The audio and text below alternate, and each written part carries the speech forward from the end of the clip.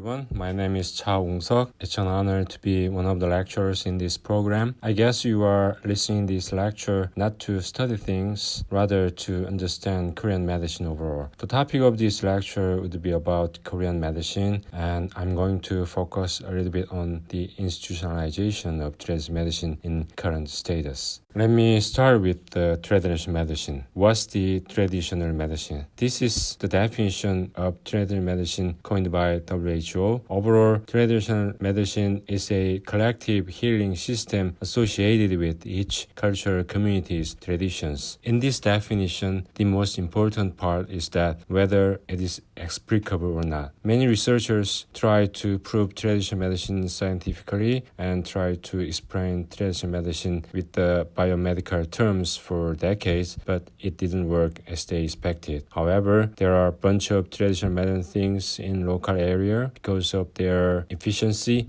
The definition indicates that as long as it is useful, traditional has some practical part in it, researchers are not going to care whether it should be proved or not. Part of traditional medicine is categorized as complementary and alternative medicine, which is more institutional legitimacy term for now. Currently, people prefer integrative medicine or integrative health. A few years ago, the National Institute of the United States changed the name from National Center for Complementary and Alternative Medicine to National Center for Complementary and Integrative Health.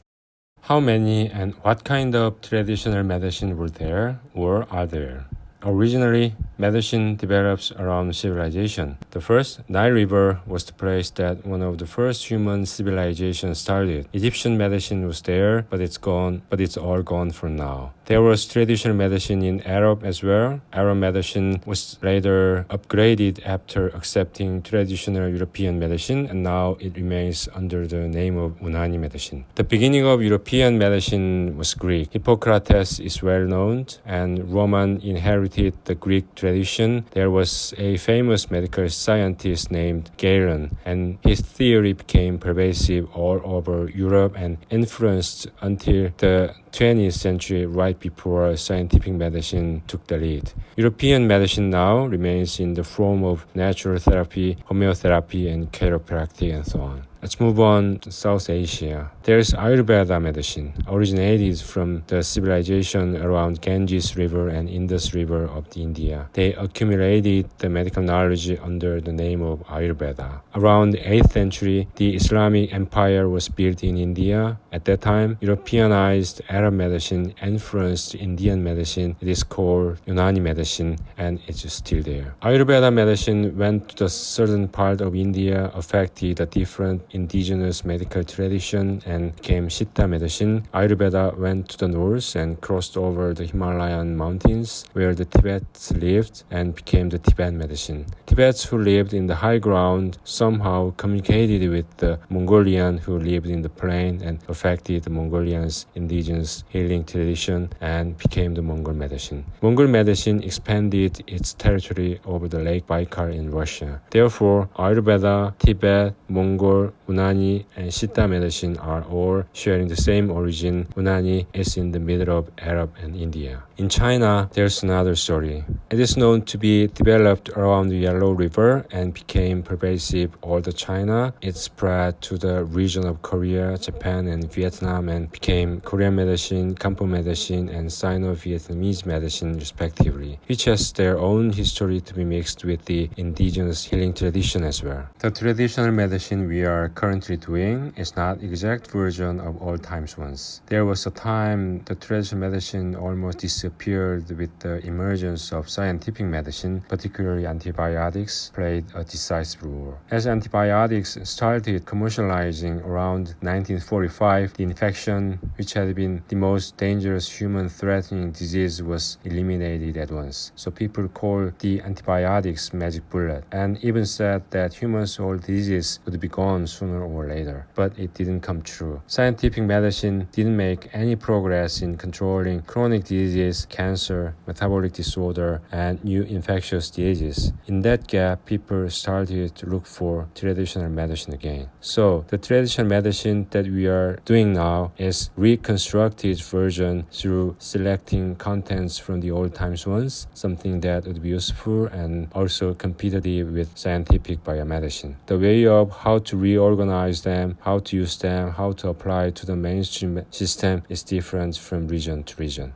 We often say the differences between Western medicine and Eastern medicine, but strictly speaking, we need to compare traditional medicine with the scientific medicine. Traditional medicine, whether Western or Eastern, usually has a similar logic. This is the diagram of traditional healing strategy in terms of how to deal with physical and mental ailments. All humans have own self-defense reaction mechanism to the unexpected disease-causing situations, and we call it instinct. Traditional healing's main strategy is to use this instinct, sometimes maximizing or sometimes minimizing it. In a situation, human instinct is likely to react first in emotional level and then physical level. If they fail to respond properly, the pertinent symptoms just come out. Our ancestors somehow found out that those physical reactions would get rid of some ailments, and they went further, needling, massaging, bloodletting, and so on. Those artificial ways also accelerate the effects. They intervene in the process that body works by maximizing or minimizing the process. Although the concept is similar, there are differences in each culture. The Western world more developed purgation, while the East elaborated perspiration techniques. Bloodletting was surely European tradition, and acupuncture was only in East Asia. Cauterizing was more common in Europe, while the East Asian took artemisia bushes to burn the skin.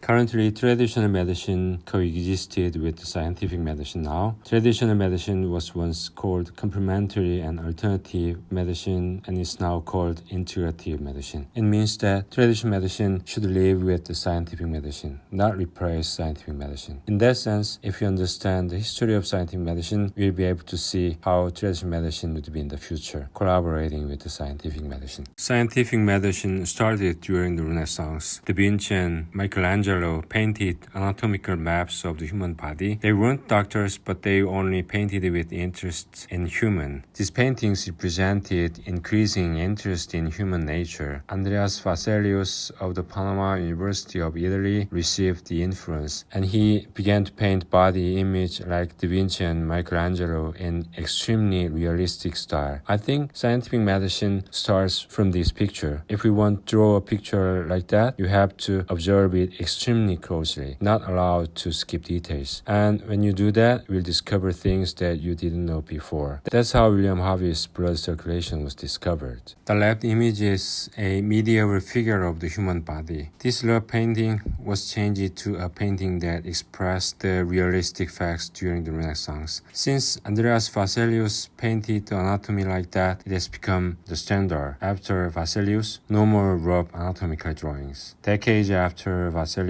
William Harvey's blood circulation came out. The theory of blood circulation is a very important turning point in European medical history. According to Galen's medicine, blood was believed to be generated from the heart, so it means that the fundamental base of Galen's medicine was denied, a kind of shaking the backbone of Galen's medicine. But ironically, it didn't affect lay people's daily medical life. In other words, the core of traditional medicine is not the theory itself, but therapeutic experience. They thought it was still useful, they just keep using, no matter what the theory was. Even though they clearly understood that blood wasn't generated but circulated, bloodletting therapy did not go away because it was still useful in clinical practice.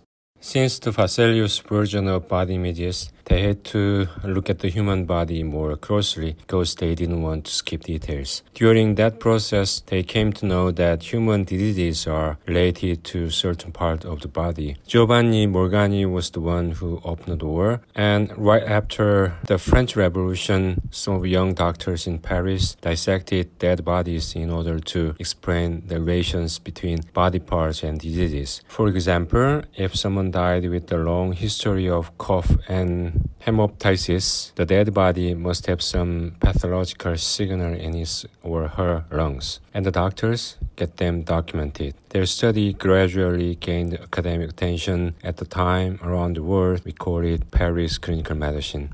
Around the mid-19th century, Germany took the lead in European medicine. In Germany, the level of anatomy is extended to histology level through microscopic experiments. This was when the actual basis of current scientific medicine was created. And in the last half of 19th century, people got to know that disease is not just caused by evil energy or miasma, but by germs. At the same century, the anesthesia and antiseptic came out.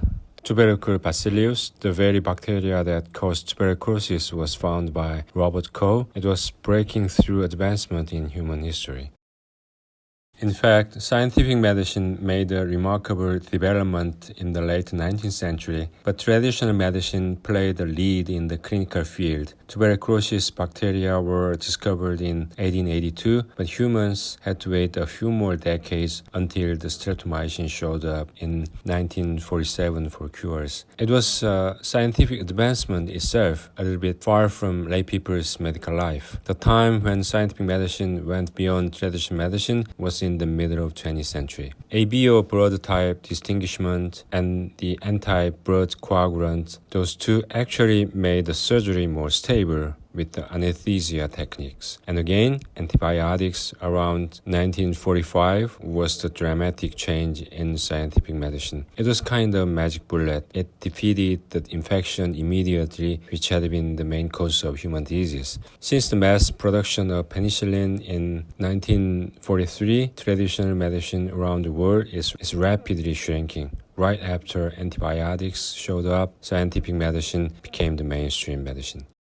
As the rise of scientific medicine in 19th century, the traditional medicine began to lose people's support and attention because science itself showed a lot of potential around people's life. Traditional medicine was desperate for changes. Homeopathy, naturopathy, mesmerism, chiropractic, phrenology, those medicines are newly emerged from the traditional side, are partly based on traditional concept or resources, and partly adopted scientific method and tools. Homeopathy counted holistic way, naturopathy inherited traditional medicines utilizing skills of natural herbs. Chiropractic was scientific version of traditional bone setting, and phrenology was kind of constitutional way of thinking. Mesmerism turned out to be a scandal. Passing the middle of 20th century, so-called scientific medicine played a brilliant role in defeating centuries-long epidemics and controlling inflammation. And then gradually it took over the mainstream medicine, replacing the ancient type of medicine. Epidemics, wound infections, fearful surgery, all those major problems were gone. The others were all minor problems that they thought would be solved sooner or later. People were so excited and fascinated in scientific medicine. They even called magic bullet. Someone even said that all the human diseases would be eradicated sooner or later. But maybe around 1970s or maybe earlier, science and technology-driven medicine seemed to be slowed by something. That's chronic disease, stroke, cancer, diabetes, and so on. Those were not responding to the antibiotics, vaccines, hormones, and even surgical treatments. One of the most impact blows to the scientific medicine was the AIDS that issued around the beginning of 1980s.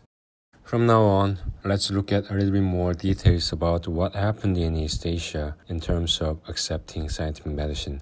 Korea, China, and Japan were the countries that have traditional medical system coexisting with the scientific medicine for now. Initially, scientific medicine came in and traditional medicine resisted it, and later came the current mixed model. All three countries have different ways of settling process. Let me explain China first. Linda Burns once published a book about how did Westerners accept Chinese medicine. According to her book, before 19th centuries, China was kind of belonging country to Europeans for centuries. Even in France, there was a trend called Chinoiseries, Chinese tea, Chinese pottery, Chinese-style garden, all made in China seem to be brand new style to Europeans. Not only in culture and commerce, but in medicine, China wasn't behind Europe. Even though Italian Jesuit missionary doctors served in Qing China during the reign of Emperor Kangxi, European medicine didn't affect the Chinese medicine at all. As the 19th century started, the status of China began falling down, especially when China was defeated by Britain in Opium War. China rapidly collapsing after the Opium War, Qing dynasty government lost control. Chinese people got huge damage both materially and mentally. The most brutal impact on the pride was the war between China and Japan in 1894. Japan was a very backward country for millennia in Chinese people's mind. They lost and it was shocking for Chinese. Many historians pointed out that the China-Japan War was the very turning point of China modernizing process. The Qing dynasty came to an end and Republic China started, but it wasn't easy for the beginning. There was Communist Party too, and the Civil War. Overall, from the Opium War to People's Republic of China foundation, it was more than 100 years chaos.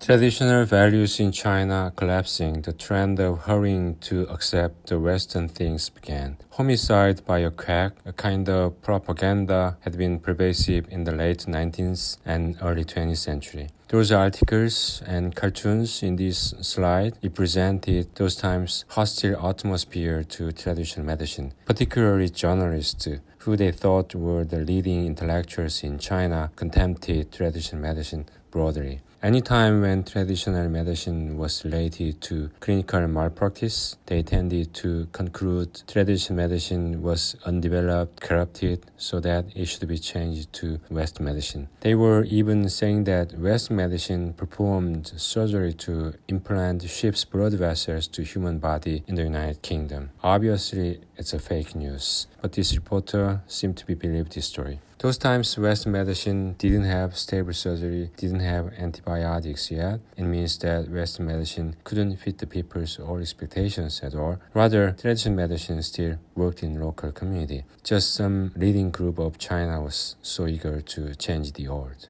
The Chinese had a strong desire for Western things and particularly Western medicine. But the implanting process of Western medicine was very slow. It was after 1910 that Western medicine began to play a role in China government. Wu Liande was the key man in this process. He was Chinese citizen of Malaysia. He received a doctorate of medicine from Cambridge University Medical School, and China government invited and asked him to set up a modern healthcare system in the China government. Coincidentally, past epidemic spread through the northeastern China in 1910. Wu Liande was dispatched to Harbin and prevented epidemic effectively. Wu Liande gained the confidence of policymakers and quickly reorganized government medical system into Western style. More importantly, people are starting to trust Western medicine more and more. As an extension, the Medical Policy Committee of China passed a resolution to abolish traditional medicine in 1929. The traditional medical community protested, forming a nationwide organization and protesting against the government. They established their own school, made community journals, and exchanged information. They insisted that most of the lay people still relies on traditional medicine. Traditional medicine has shown excellent therapeutic effects. That's why we are asking for legal and institutional support. This movement in this traditional medicine has been half successful and half failed. The Chinese government abandoned the Western medicine-only policy and created a legal system that recognized some of the traditional medicine. In that respect, the traditional medicine side movement got a success. At this time, China was in a civil war with the Communist Party. They lack of ability to maintain and manage the country. So the policy for traditional medicine was not implemented properly. In that sense, I should say it failed.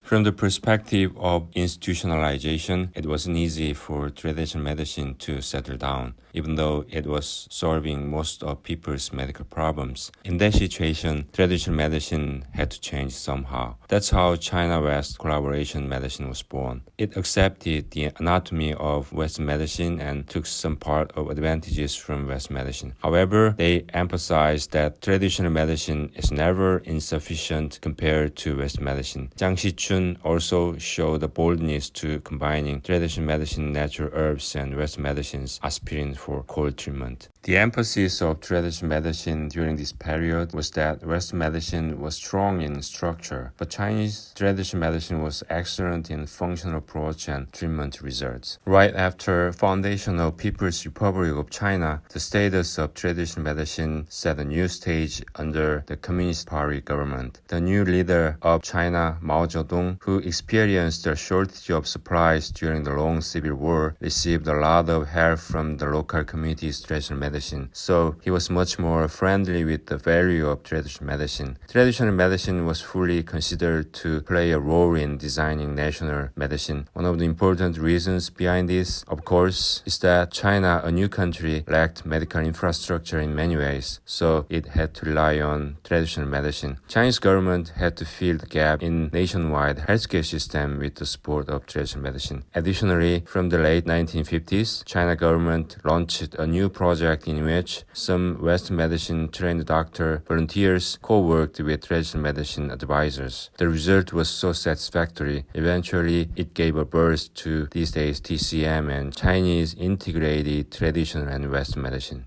How was the Japan? The situation in Japan is very different from China. Throughout the Meiji Revolution in the late 19th century, Japan succeeded in modernization and Japan became a new country. The Meiji Revolution was a process of nationwide revolution. Healthcare system wasn't an exception. Japan learned German model and eliminated traditional medicine step by step. At first, they restricted the new license for traditional medicine, and later, government banned all types of traditional medicine clinical practice.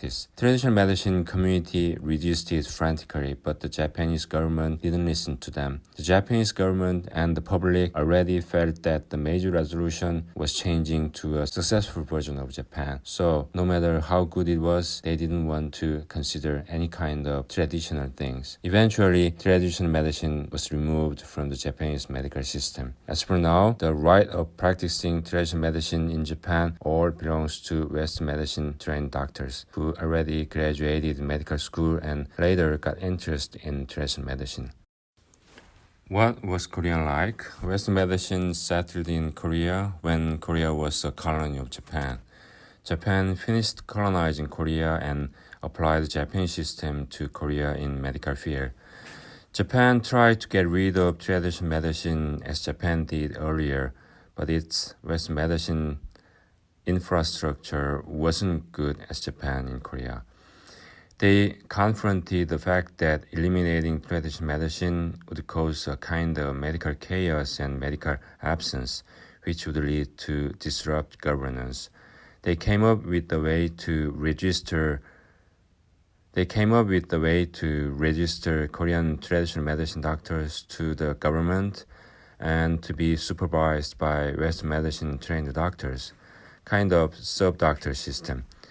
But Western medicine trained doctors were too small to be able to supervise them. So the traditional medical doctors themselves became medical personnel in the community. However, it was very important momentum that Korean traditional doctors have developed a modern consciousness. They formed an organization, created community journals, and exchanged information. Through the community activities, they could accumulate wealth and even lobbied government officials. This organization has become the predecessors of the current Korean medicine organization since liberation.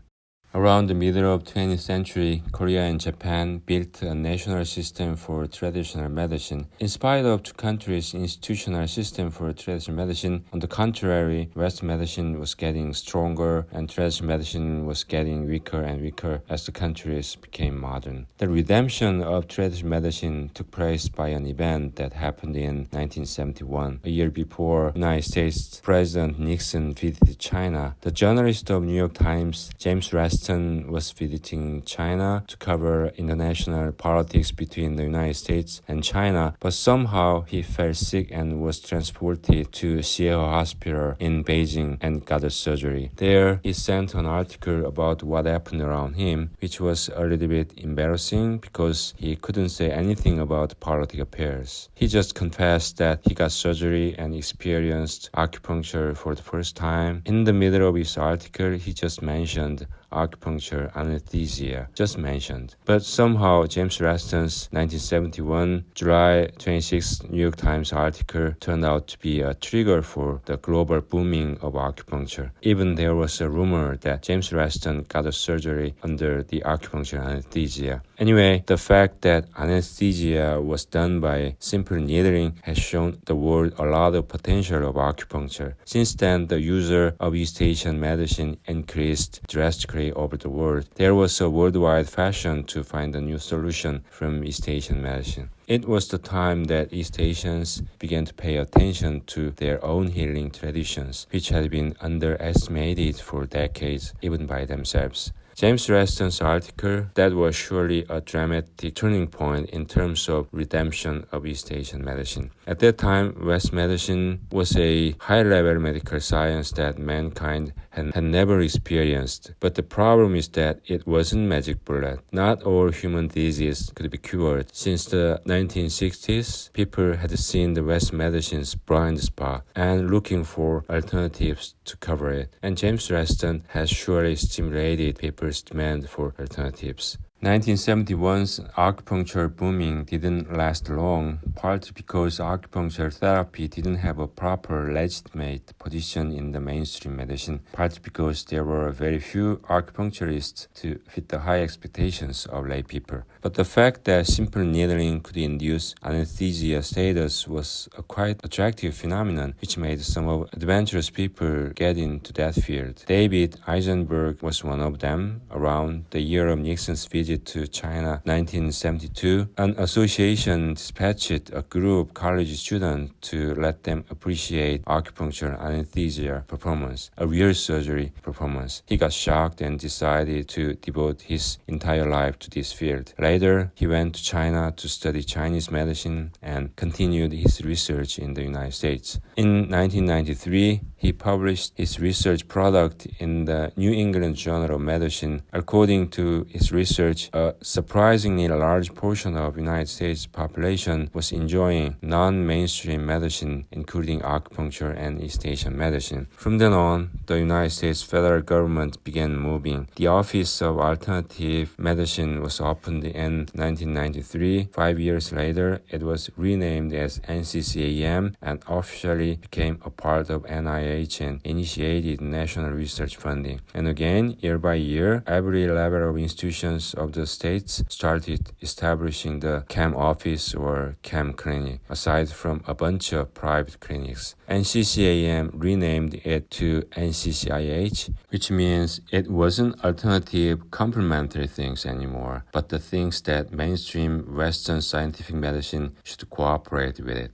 The worldwide attention to the East Asian medicine, which began with James Reston's New York Times article, was rather a stimulus to Korea, Japan, and China. Without this stimulus, traditional medicine in those three countries might have disappeared as it was gradually replaced by West medicine. Anyway, the three countries started to look at their own traditional medicine again. First of all, China established an academy for foreigners who wanted to learn acupuncture. It started in Shanghai, later in all major cities in China. In 1982, China declared the new constitution to include fostering TCM policy. In 1985, they set up a TCM department in the government. In 2005, China's National Institute of Chinese Medicine was renamed Academy of Chinese Medical Sciences, which meant that the status of TCM was raised up. Professor Tu Youyou, who was from that academy, received the Nobel Prize in 2015.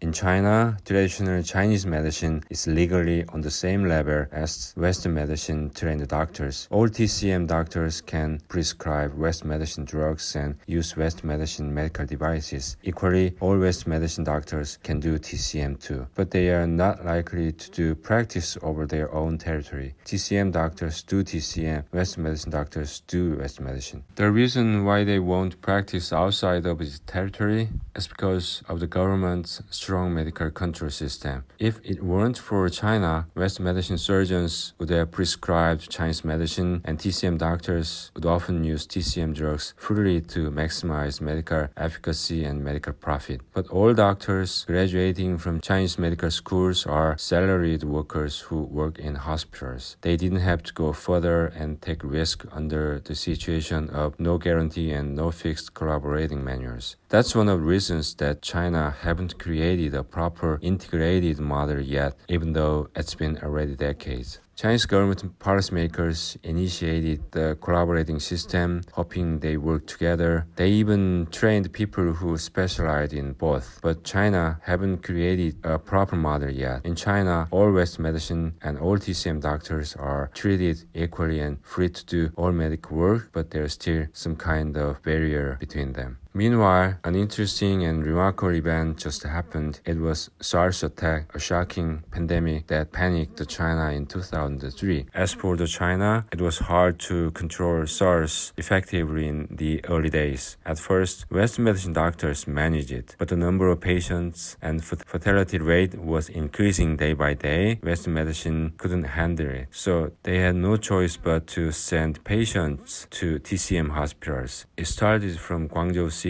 and later all the major cities in China. TCM side thought this was an opportunity, and they found ways to treat those infected patients using TCM, began to lower the fatality rate. Chinese officials were so satisfied with these results and later reported at the WHO conference on how TCM treated SARS patients. Since then, TCM has participated in all infectious diseases control in China, bird flu, MERS, particularly when COVID-19, TCM could participate from the very beginning. The initial situation of coronavirus in China was very confusing. There was nothing they could do for them without vaccines and the cure. All world was watching China with anxiety or even with resentment. The Chinese government was desperate to escape the situation at all costs. While the Western medicine doctors couldn't do anything but quarantine, TCM side prescribed TCM herbs and got some progress in controlling situations. TCM revised managing manual for COVID-19 8 times by the summer of 2020. They even created the TCM herbs formula specific to the COVID-19. Eventually, the coronavirus will strengthen the position of traditional medicine in China.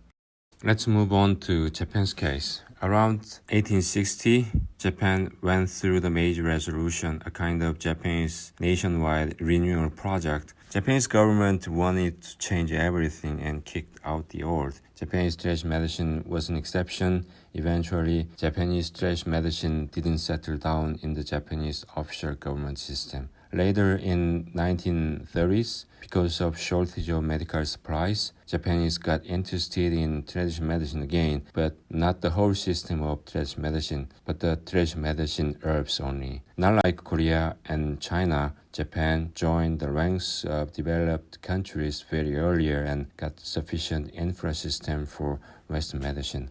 Literally, Japan didn't have to foster traditional medicine in the institutional level. Japan's only interest in traditional medicine was the herbs. These days, some pharmaceuticals like Tsumura is producing granular type of herbal medicine and supplied them to doctors and drugstores. One of the significant events for Japanese traditional medicine was that national healthcare insurance began to support doctors prescribing granular type of herbal medicine for patients from 1967. Since then, the traditional medicine users among doctors has increased dramatically. In 1990, Japanese traditional medicine, they just call it Ganpo medicine, was joined to the doctor's specialist course. And in 2006, Ganpo medicine became mandate course in all medical school. It means that all Japanese doctors should be able to prescribe Ganpo medicine.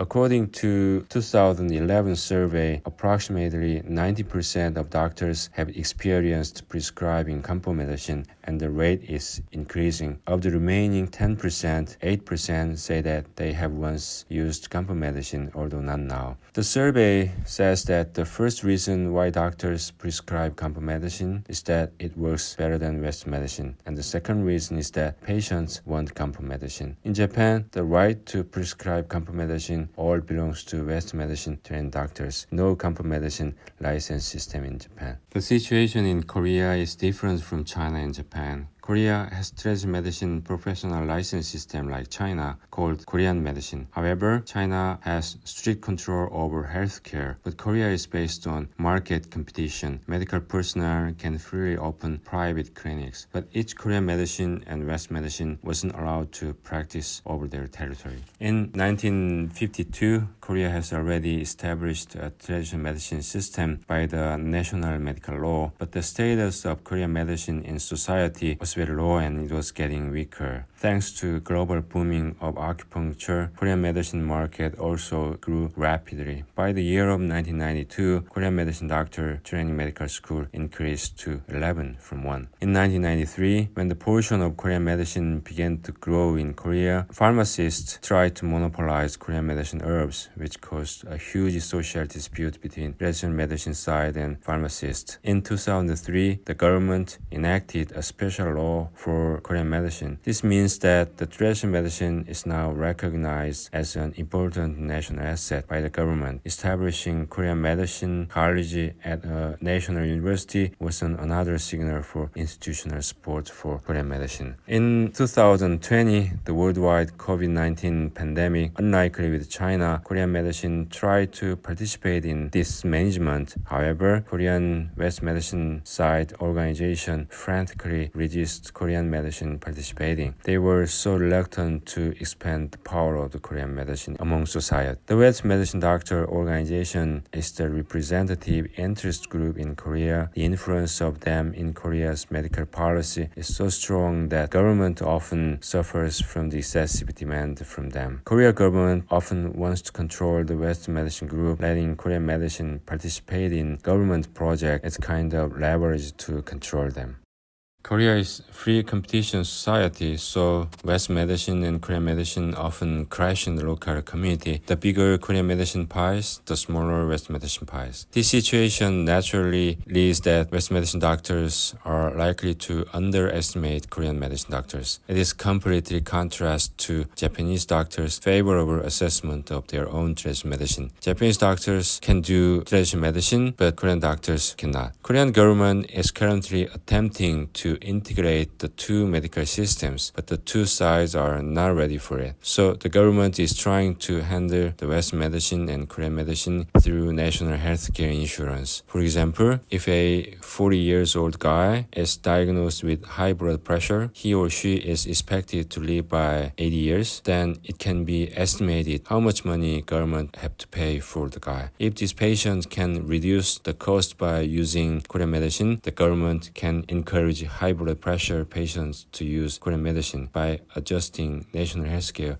insurance policy. Korean medicine is generally cheaper than West medicine, so if we expect the same result, the government will support low-cost Korean medicine. But the low-cost Korean medicine doesn't necessarily guarantee high efficiency in all cases, and there is some cases where Korean medicine and Western medicine collaborate, and government will support it if it guarantees low cost or unexpectedly high efficiency. Currently, Korean policymakers are planning a collaborating model, and some of the adventurous doctors from both sides are trying to make clever collaborating model. There's also hospital-level collaboration cases, but it is difficult to expand to all clinics or hospitals. The current collaborating model's cost is very expensive yet, and the number of doctors who wants to collaborate is extremely small. The combination of two systems and eventually to create some kind of good synergy is what everyone wants, and the government is pursuing policy in this direction clearly. We have to see. I'd like to wrap up my presentation. Here's the representative historical event happened outside Asia in terms of East Asian medicines. In the year of 1674, Wilhelm Tenleine went to Japan. Initially, he wanted to serve shogun of the Japanese Maku government, but it wasn't easy. He failed and had to go back to Europe after a 2-year stay. But his journey left some eventual impact on the history of East and the West. He introduced Western anatomy to Japan and brought acupuncture to Europe. When he came back to Europe, he published an article about curing arthritis with acupuncture. And here, he created the name of acupuncture, meaning penetrating with pinpoint device. Thanks to him, acupuncture treatment became pervasive in European medical field. They shared information about treating skills and locating points and even manufacturing acupuncture devices. And decades later, in 1743, the word of acupuncture was registered in Oxford Medical Dictionary. At least for now, we cannot say acupuncture is an exclusive item for East Asians. It's been almost 400 years for Europeans to have acupuncture tradition. What am I talking about as a conclusion is that acupuncture and East Asian medicine, including Korean medicine, should be shared to anyone if there's something. Thank you for listening.